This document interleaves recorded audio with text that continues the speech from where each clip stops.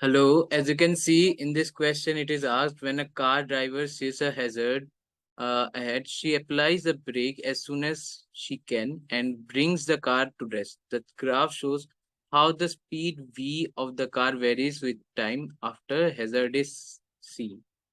Which of the graph represents uh, with time of represents the variation with time t of the distance s traveled by the car after the hazard has been seen. So as you can see, first let us understand this graph. So V versus T graph, till here the velocity is constant, and as this is a horizontal line, we can see till T1.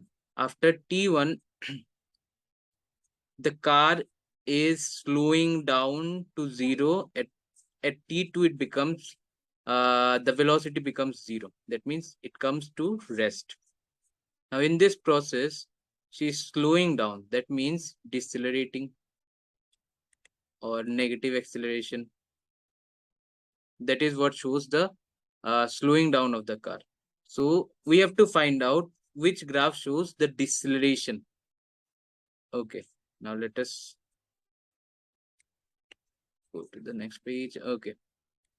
So option number A, definitely not correct. There is no sign of deceleration. This graph is acceleration and then constant velocity. So this is not correct. This is a accelerating graph, so we are left out with C. C shows that till T1, as you can see, it's a straight line. That means velocity was increasing, not velocity was not increasing. Velocity was uniform with time. That means velocity was constant. After T1, it started decelerating. This graph shows, this curve shows the deceleration till T2. So that means option number C is the correct answer. Thank you.